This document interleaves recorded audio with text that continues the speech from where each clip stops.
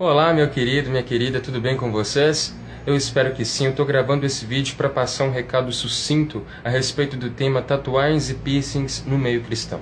Há pessoas que se utilizam de Levítico 19:28 para fomentar a sua posição contrária à prática das tatuagens e também do body piercing. Levítico 19:28 diz o seguinte: sobre a vossa carne não fareis lacerações pelos mortos, nem no vosso corpo imprimireis qualquer marca, eu sou o Senhor. Para que nós possamos compreender melhor as Escrituras, nós devemos procurar compreender o contexto ao qual elas estão inseridas. Imagine se existisse um versículo na Bíblia que dissesse: todos ganharão bolinhos. Com certeza você não pegaria esse versículo e sairia pregando esse versículo como verdade, não é? Por quê? Porque eu creio que você procuraria entender o contexto em que esse versículo estava inserido, qual foi o escritor, qual foi o destinatário, em qual época, qual era a cultura e etc. Na verdade, da mesma forma também nós devemos observar Levítico 19:28, bem como toda a Bíblia.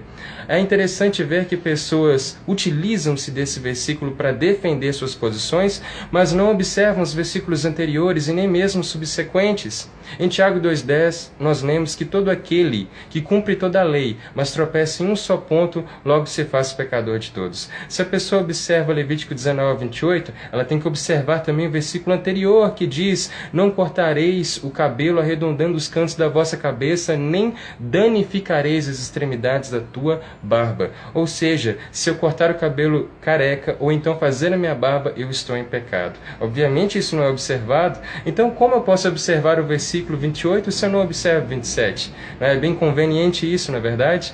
Bem como também, se eu observar Levítico 19:28, eu tenho que observar as demais ordenanças da lei, como por exemplo, se a minha mulher se menstruar, ela deve ficar distante de tudo e de todos durante 7 dias, até que o tempo da impureza dela se passe. Eu não posso comer carne de porco, não posso comer frutos do mar. Não é, se o meu filho me maldisser, se ele me responder, eu tenho que apedrejá-lo até a morte. Com certeza nós não fazemos isso. Infelizmente, há tantas pessoas que manipulam as Escrituras para defender o seu ponto de vista que a verdade tem sido negligenciada. Se a lei deve ser considerada, ela deve ser considerada em sua totalidade e não apenas os pontos parciais da lei para defenderem determinado ponto de vista.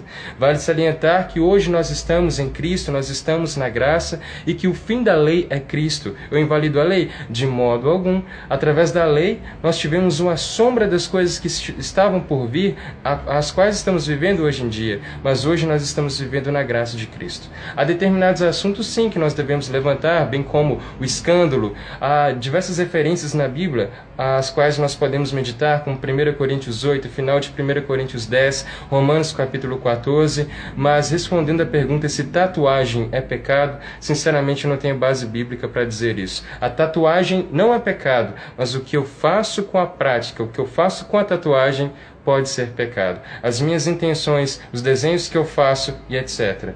Bom, eu deixo essas pequenas palavras para que vocês possam meditar, depois leiam essas referências às quais foram passadas, procurem a respeito desse assunto na internet, há um vasto conteúdo abordando esse tema. Que Deus abençoe vocês, um grande abraço.